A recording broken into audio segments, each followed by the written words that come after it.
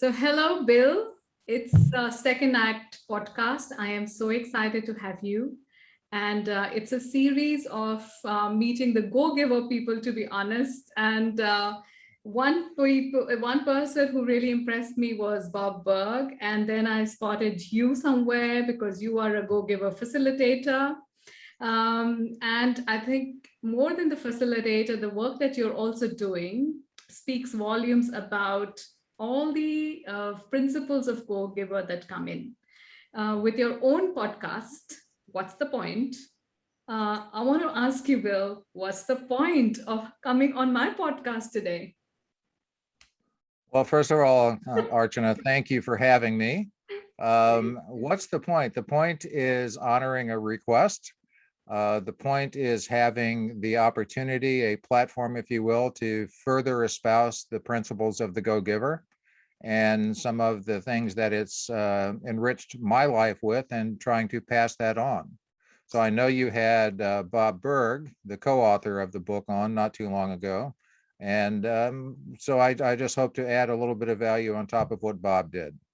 Beautiful. So, Bill, why don't you do a little introduction about yourself? Since I don't know too much of you, I know very little from what I read on the internet. It'll be nice to know, who is Bill Ellis? Yeah, well, interestingly enough, that's a search that I continue to have. So we'll talk more about that. Nice. Well, I am, as you mentioned, a Go-Giver, certified Go-Giver coach and speaker. My business is Branding for Results. So that can be found at brandingforresults.com. And my primary purpose is to make good brands better. And my experience is that every person is a brand, whether we want it to be or not. Every company and product obviously is a brand. And every single brand can get better, just like every athlete gets better with a coach. So I do coaching and consulting, looking to help my clients create greater value than they are, to better understand what their principles are and to understand how to better deliver that to their customers and to their prospects. That's very noble what you're doing, to be honest, because everyone's struggling with also putting your work out there. And I do it myself because I started this journey about 10 months ago or 9 months ago. And I'm still shy to say this is what I do and to build my own brand. And so people like you, when you come on board, I say, oh my goodness, so much to learn. So you're doing something great. So what is your like a suggestion to somebody like me who just started off? How should we actually go out there? Wow, that is a huge question, and I'll try to be succinct, which is not my strong suit. But let's go back to your first question of me and the title of my podcast, which is What's the Point? Oh, yes. And that's what I urge everyone to ask themselves. And it's a great question. It's a question that can be asked time after time after time, because it leads us to discovering things that we otherwise wouldn't discover. And if I ask myself, what's the point in my work, and I come up with an answer, say it's to make a lot of money, then what I do is I ask myself, what's the point? Yeah. Then I have to justify why it's money or whatever the first purpose is. So what's the point is a continuous question that helps us discover the thing behind the thing. So if we want something, what's driving that? And then what's driving that driver? So it can go very deeply. So to get direct, I would say the biggest thing is to make every effort possible to do some self-awareness, some self-exploration, but in particular to know your purpose. But how do I know my purpose is the question that I also am asked so many times, because I do workshops on finding your purpose, because as you can hear, my company's name is also Second Act. It's basically Right. having a higher purpose, or like discovering yourself, or having a higher potential, which is untapped still. But then how do we find the purpose? Well, that's a great question. First of all, understand that our purpose isn't always singular. It can be multifaceted. Yeah. And importantly, our purpose will grow and it will evolve over time.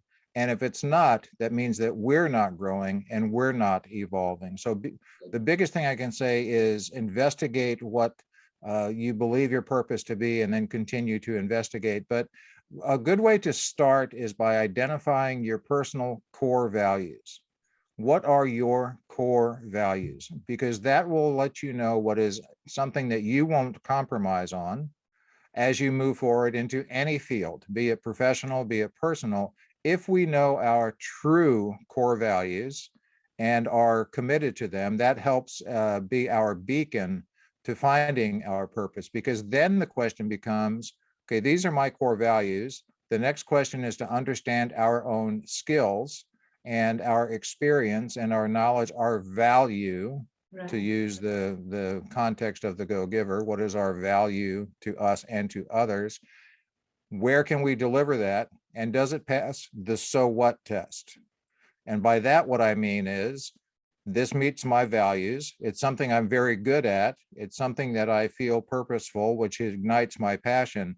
But does anyone care? Is it relevant to anyone else? And so if we can do that, then I think we're on our way to knowing our purpose and living our purpose. That's deep. That's deep. And thank you.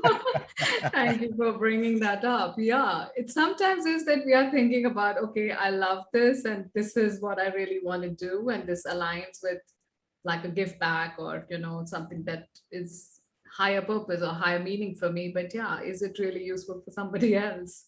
That we haven't thought about. Yeah, Well, good point. that honestly, Archana, is at the very heart and soul of the Go-Giver philosophy. Yes. It's what value are we giving to someone else? So the premise of the Go-Giver is shifting our focus from getting to giving is not just a great way to live, it's a financially profitable way to live. And in the Go-Giver, when we talk about giving, we mean delivering value. And value is defined by the recipient. Is it of value to them? Yes or no? And if the answer is no, then we have the opportunity to say, well, we don't meet your needs, but in my case, try Archana, or try Bob Berg, or try Joe or Sally. If we do meet their needs with what we're offering, then we have something, then we can build on that. Your Go-Giver community is so amazing, and I'm meeting one greater person than the other. And really, it's putting me in a spot to say, hey, what am I doing with myself and the value that I'm creating? So I'm very, very curious to be in this community to learn so much from you all. And thank you, really, for all the great work that you're doing. Well, thank you. It's my pleasure. And it's great to give back what's been freely given to me. But Bill, were you always like this? This question I want to ask you, is it forever? Like, did you know where you want to go and this is what you want to do? Or is it by default that life is giving you experiences? Well, speaking of deep, that's a deep question. I guess that question helps me answer the purpose of your show and that second act. The probably the key shift in myself was at a point in my life when I was able to redefine prosperity. Okay. I was living a life of prosperity defined by material gain, by financial gain, defined by things that I had, defined by things that I sought, and was miserable. Okay. I was in the corporate world and got to the point that it was just not a good fit any longer for that corporation or myself, and we parted ways. And it was then that I started a journey of self-awareness and self-exploration, and realized that for me, the true definition of prosperity is what fulfills me, what fills my heart, what fills my soul, what drives me and sparks my passion to continue. And that very simply is helping others discover the same thing that I am in search of, and that is my purpose. And prosperity to me now, Sure, material things are nice. Don't get me wrong. I was going to You ask you know, that. Have you given up? but No. no, I've not given up material things, nor do I find any fault whatsoever in material gains or financial profitability. I just have learned that that's not the primary driving factor. As a matter of fact, in the Go Giver, uh, you and I think your listeners are familiar enough with that to know that the mentor's name is Pindar. Yes. And the focus, the subject of the book is a young man named Joe, who is listed as a go-getter, and it's described as he's doing a lot of going, but not a lot of getting. So he is introduced to Pindar, and early on in their relationship, I won't go into the whole story, you can read it in the book, but Joe makes the comment, wow, she could make a killing doing that, meaning she could make financially all the money in the world. And Pindar says, does it make money is not a bad question. It's just a bad first question. The first question needs to be, who does it serve and how? And that little bit of awareness and that type of philosophy in the Go Giver is why I sparked so much to that book when it was introduced to me. That's why I pursued a relationship with Bob and his co-author, John David Mann, and every other Go Giver that I can meet, whether it's official or whether it's just their way of life. And that's really defines my difference in life. It's the shift in my understanding and belief in prosperity. So how many years ago was that? Boy, Shift. now it's been 16 or 17 years, I think, since I left the corporate world and struck out on my own. So I knew early on that I would not work directly for a corporation any longer. I knew that I needed to be guided by my own principles. And then what that made me do is review, define, and understand my own principles. And so from there, I've moved into coaching, consulting, whatever you want to call it. I call it now a brand architect, which is just, again, helping brands, good brands, be better.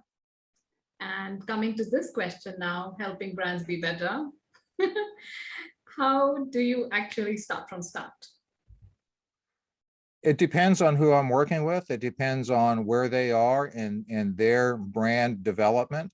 It starts with discovery. I think everything starts with discovery, and that is with a lot of questioning if it's so I do individual coaching and I do work with companies, and in either case, it's what are your objectives? What are you good at? Who is your target? Does that match? What is your story? Are you achieving what you believe your goals to be? And, so after an entire discovery session, which can be anywhere, it's discovery is always ongoing. So that's where it starts. And then if you go to, I've got another website called Branding Pillars. Okay. So the process is to start with what's the point, which is, what are you trying to do and why? What are your core values? Is there a market? Does it pass the so what test? And then the 5 brand pillars are leadership, behavior, communication, influence, and team. So those are the 5 areas that I work with both individuals and companies on strengthening. So as a matter of fact, if I'm sorry to interrupt, but just quickly, if any of your listeners have an interest on brandingpillars.com or also on Branding for Results, there is a do-it-yourself brand audit. Wow. Where it's a questionnaire. You or they can fill it out themselves. You'll be sent the results, no obligation. And it'll just maybe start to give you and your listeners an insight as to my approach to branding, and also a good self-assessment. I'm going to do that just after this. Okay. I'm wondering why I didn't know about this. Maybe I didn't go through your website properly. I should have. So I'm going to take this right after this. Okay. I have a long road to travel on my own brand and building it up. So it will surely help me. That's Good. I hope it does. Thanks, Bill. No, what I was asking is that where do you fit then the purpose in these five pillars? Well, the purpose starts with the what's the point. Okay. That whole discovery, investigation, development area of what are you doing? Why are you doing it? Does it matter to anyone else? Are you good at it? Does it really, really, really, does your purpose fill your heart? Because if it does, that'll ignite your passion. So I talk what I could call the purpose principle. And a lot of people say if you do what you love, you'll never work a day in your life. And I say that's not true. I say we have to know what our purpose is. We have to have a purpose. And again, understand that will change and evolve, but we have to have a purpose that drives us, because that then sparks our passion, which is the fuel for achieving our purpose. And then how do we keep it going? Through persistence. So those are my 3 P's of the purpose principle. Find a purpose, find your purpose, evolve it as you go. Have it ignite your passion. And then persistence is literally stick-to-itiveness, but also being open to evolving. I think that's what we need to do, always trying to unlearn to learn. And that's the story of anybody's growth, isn't it? If we stick to what we are doing all our life, there will be no new purpose or no purpose which will evolve out of it. Yeah. Yeah. So along those lines, if it's okay with you, if I can get this. So knowing the subject of your podcast as second act, another key difference between my first act and second, which covers my entire life, it's not just professional, it's personal, and any aspect of my life, was recognizing a different definition of prosperity. But it was also realizing that while I thought I knew everything, I knew very little. And so that made me think of this quote, which I love, and I'll read it to you if that's okay. There is a principle which is a bar against all information, which is proof against all arguments, and which cannot fail to keep a person in everlasting ignorance. That principle is contempt prior to investigation. So rightly said. So Yes. So that is so very meaningful to me, because so consistently in my life, I believe I've got the answer, and I've got to be open to realizing there's a good chance I don't have the answer, or that there's an expansion to that answer, or a different perspective on that answer. And that's been very important. So, Bill, like you said, that there was a time when you thought that you knew it all. And there are not people, but also companies who really believe that they know it all. And they keep on doing similar stuff for years because they are the market leaders. And of course, they don't want to bring in change. But there's always scope for improvement. There's always scope for change. There's always scope for doing better. So how do you handle companies like this? I'm sure that all kinds of people and companies come to you. So let's say, how do you handle such people or companies? How do you change a mindset? Great question, and not something that's necessarily easily answered, but the most basic point to address is, if a company or a person has contempt prior to investigation, meaning I don't need to look or learn anything new, then if they're not open, then they're not going to be in any way, shape, able to take any learning and change, because again, much like me, much earlier in my life, they have the answers. So if a company that I work with or am referred to or comes to me says, how do I get better? And I say, well, let's review some things. And they say, no, what we do is correct. Then I quickly realize that this is going nowhere. And thank you so much for your interest, but I don't think I'm the solution to what you're trying to achieve. And there are companies who actually assign coaches for their leadership. And in leadership as well, there are people who do not want to change, or they feel that whatever they're doing is the best that they bring in. So when the management of the company wants coaches who can actually redefine the leaders, and the leaders don't want to do it, how do you manage that conflict? Again, great question, and not necessarily easy, but it all begins with trying to enlighten that person to what the benefit is for them. Yeah. And doing that through story, doing that through experience, doing that through, again, just trying to break down some of their preconceived notions and offer them the opportunity to think differently. And a lot of times the question is, what would it look like if? Yeah. What would it look like if you did this differently? What would it look like if your performance showed this? And try to get them to think about looking at things differently. Not always easy. Yeah, but a great Key. insight. Honestly, yeah. But I just wanted to know because we get trapped. I know that management gets trapped when they want to bring in change, but there are people who are working in the organization for a very, very long time. And then they don't know how to break that, what should I say, egos that we are sitting on, or like, we know it all kind of attitude. And especially when the younger people who are much more qualified come and take over. Do you also work with the younger lot who with very different perspectives than what you think, or do you work only with the senior management? Most of my focus is on higher level, but I certainly have and am very open to working with more junior level, I'll call it, both in experience and in some cases in age, because we can all learn. And what I have to remind myself is I don't have their answers per se, but I can be a thought partner and bring ideas to them and help them see things in a different way. And then they can choose to make a change or not make a change. I work with a lot of people on a non-professional basis as a mentor, and a lot of them are younger in age. And it's very gratifying. It's trying to help people learn things, see things, experience things that I wish I would have at their age or at their level in the workforce. In fact, there's something called reverse mentoring, which is happening. I don't know if Oh, you're yeah.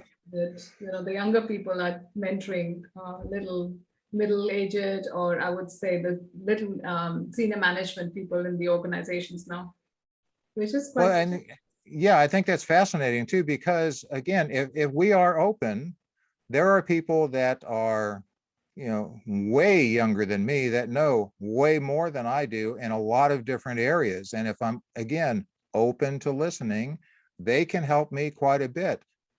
What really bothers me is how many times I run into management, and upper age management, who are so quick to dismiss the younger generation. They still call them millennials, but there are people younger than millennials, Gen Z, Gen Y, and whatever other gens they have right now. And to dismiss them out of hand is a major error in my experience. So it's a matter of recognizing their talent and being open to maybe doing things a little differently. So what motivates Bill every day? What motivates me every day is staying grateful.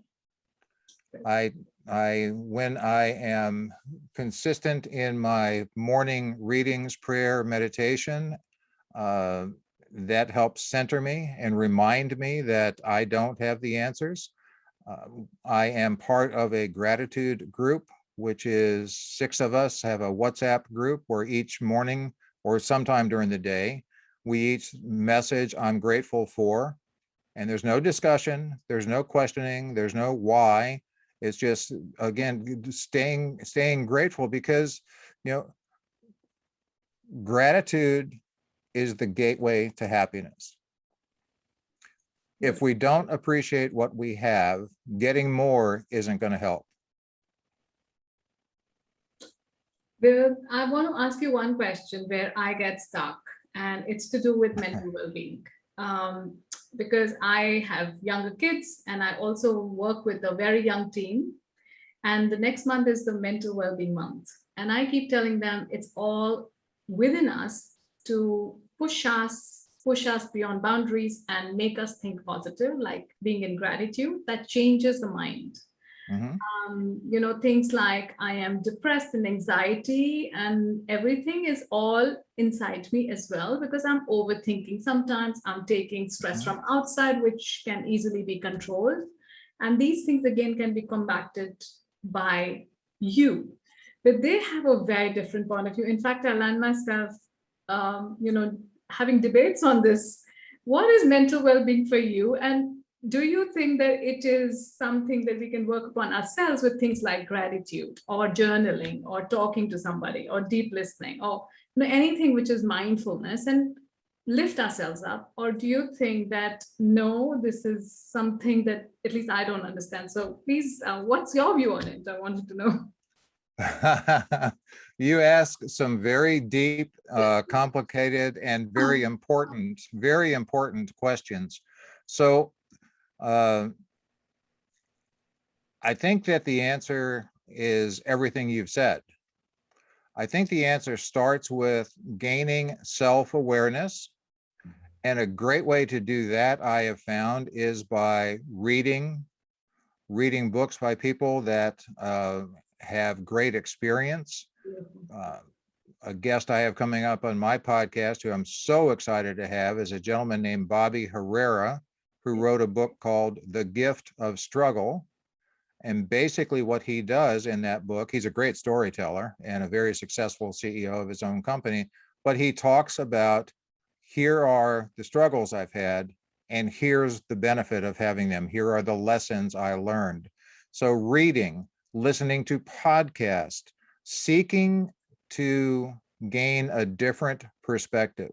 Then there's also Archana, the levels where people really do need to seek professional help. One of my dearest friends is a family therapist, and he just helps hundreds of people, thousands, tens of thousands of people in his career. And sometimes we need professional help to just really guide us through. The worst thing I think that any of us can do is just stuff it inside and figure either A, I can handle it, or B, there's no solution. Yeah. Again, we've got to crash through that contempt prior to investigation. Yeah, I think you said both the things. So you're in a safe spot, I would say. One is that, yes, you can handle things yourself. And second is that if you can't, just reach out. I think these are the two things which we need to be. And it comes from just self-awareness, because I know exactly how I'm feeling from inside. And nobody else in the world can actually even feel that way. So That's true, but there's also people that can relate to those types of feelings. And part of the key to mental awareness and mental health, I think, on a very base level, is knowing that we're not alone, knowing that we are not completely, absolutely unique. Are we unique people? 100%, and it's good. But are we unique in every aspect and every thought that we have and every feeling we have? Not a chance. There are people out there that feel the same way we do and have the same issues and the same struggles and the same questions that we do. Seeking them out and validating ourselves as being okay is a good start.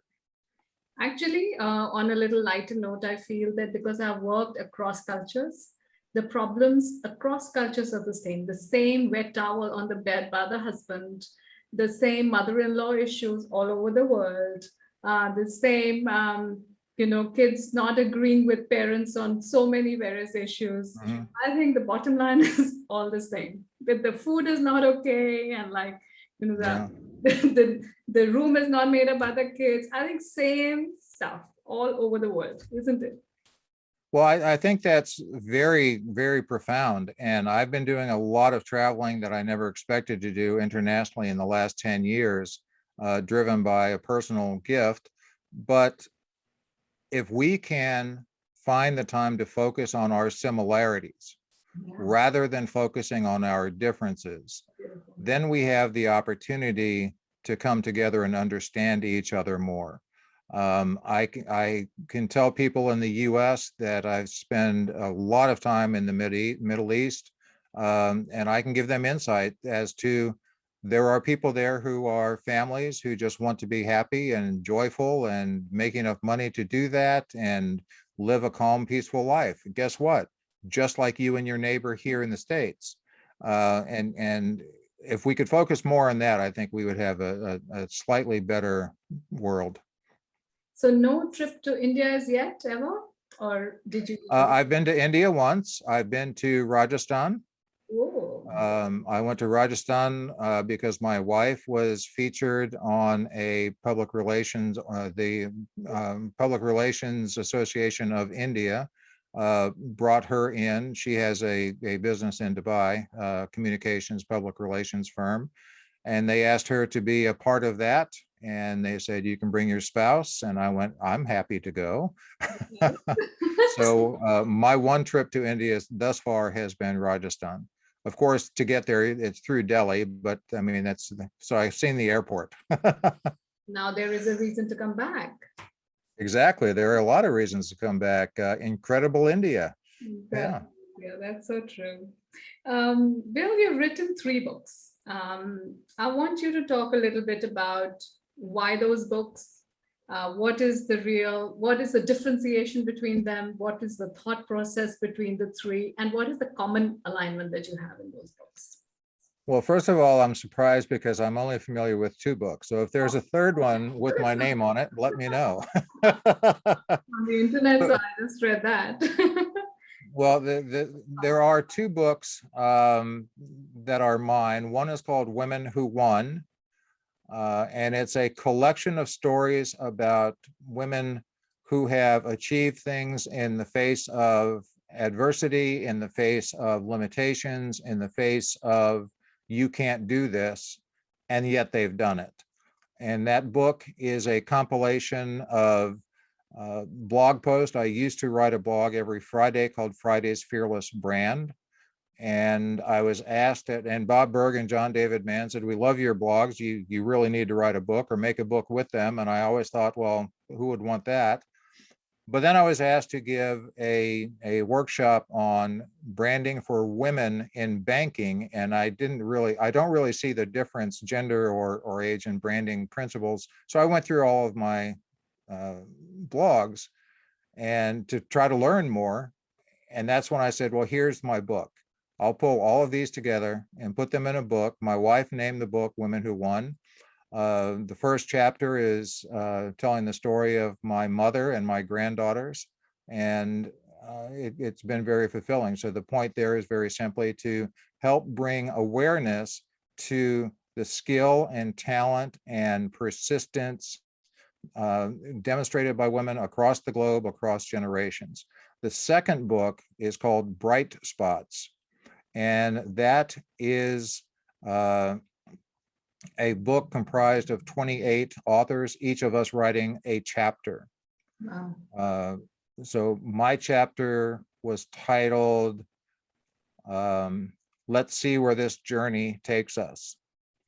And it's the story of my wife and I meeting from different cultures, from different continents, and knowing there was something special there, and me putting up every roadblock in the form of questioning, and her finally saying, well, let's just address those roadblocks when they come up, and let's see where this journey takes us.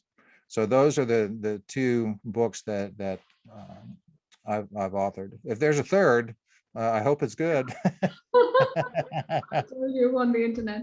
Okay, so that is great. And since you worked on the book on women, and I don't know if I should call it imposter syndrome that we all go through, because we always feel I'm less and I do not deserve this. And still we go ahead and do things and we prove ourselves, our own worth, but still we undermine ourselves. So it's important that men are able to create something and create a bigger understanding from where women are coming. And that's why I love my all men's workshop. In fact, I do all men workshop where we talk a lot about these things as well. Mm-hmm. So yeah, so I'm so glad that you did something, but is it something that came like a thought, or why did you really bring a book for women? Well, again, I was researching why or what differences there might be for women in branding. I realized the power of all of these stories, and it occurred to me, this is the book that people, my wife, Bob, John, and others have been saying, create for years. There's finally a commonality and a purpose. There was finally the what's the point?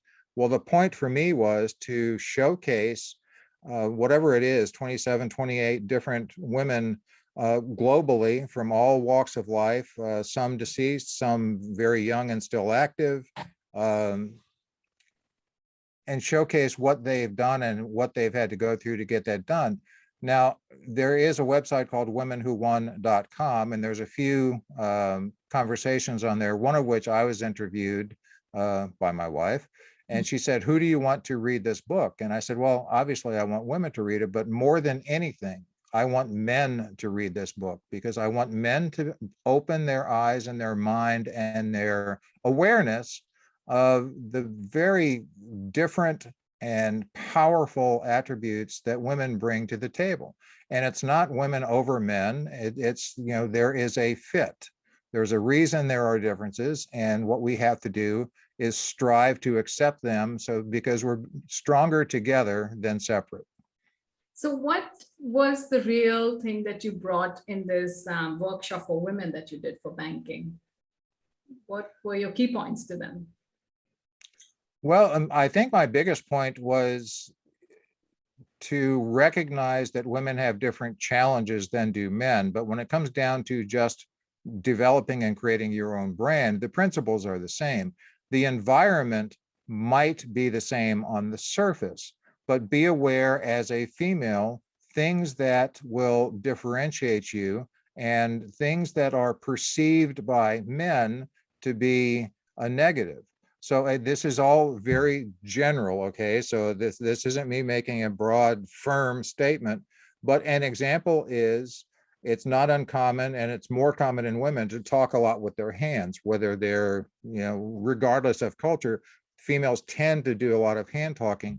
And many men perceive that as being disorganized or kind of winging it, or they find it bothersome because it's something they don't do. Another common thread that I've noticed amongst women, primarily, men do this also, but I observe it in females too often, is they are so quick to say sorry, even when they have nothing whatsoever to do with the situation. I was in the supermarket yesterday, and you know how you're going down the aisle and you kind of almost run into someone else, and no one's fault, you just can't see through the aisle. And the woman said, sorry. And I'm thinking, well, I should be equally sorry. So it just little things like that. Watch, be aware of cues that might give other people the opportunity to lessen their view of you for no reason whatsoever. So just be true to yourself, know your strengths, and work them. So is this also a secret to your marriage? Understanding What? women, their perspective. I think the secret to my marriage is being open to learning. So I don't think I necessarily have any true unique understanding of women, but I do know that I've had a lot of experience in relationships, my first marriage and some relationships since then, where they didn't work out. And so I've gotten to the point in my life to say, rather than here's what they did, to say, what was your role in it? So to be more open to what can I do to be a better partner in this relationship. And the fact that my wife has the same approach in her life, and the fact that we are very committed to focusing on the special relationship and the gift that we have, living in gratitude, helps us move through some of those issues. So openness, honesty, trust, I think that's true in a relationship. I think that's true female to female, male to male, business, personal. If we can be honest and open and asking ourselves, how can I do better, and what is my role in anything that's problematic, then we have a much better chance of success. Otherwise, what's the point, Bill? Otherwise, what's the point? What? Exactly. Yeah, I love the name. It's got stuck in my brain, and I'm going to use it often to even question myself. What's the point? Well, I hope you do. I mean, it's certainly not a proprietary question, but it's a darn good question. So good. So, Bill, I'm wary of the time, but I want to ask you two last questions. One is that what is the life learning that you want the people who are listening to us and seeing us from your life lessons, so that we end this with a very motivating bye bye? Wow. So now I've got to give that and be motivating. I think very simply what I can do is just kind of try to be succinct about what I've already said, and that is know your purpose, live your purpose, know your core values, stay true to your core values, and live in gratitude. So right. And the last one. So what's the point, Bill, between when we started and when we ended? So what was your point of this whole conversation that we had? The point of my perspective, what's the point to answer when I ask myself, was to meet you, to learn from you, to learn about you, to have intelligent, meaningful conversation. And we've done that. I am better off from our conversation from when this recording started to when it's going to end. And I thank you for that. Thank you, Bill. It has been a real pleasure. And I hope that you have a great morning and a great day ahead while I'm almost ready to sleep. I'm very used to the time difference. So thank you so much for accommodating my time zone. I appreciate it. And thank you for having me. It was such a pleasure. Namaste, as they say in India, with folded hands. Thank you.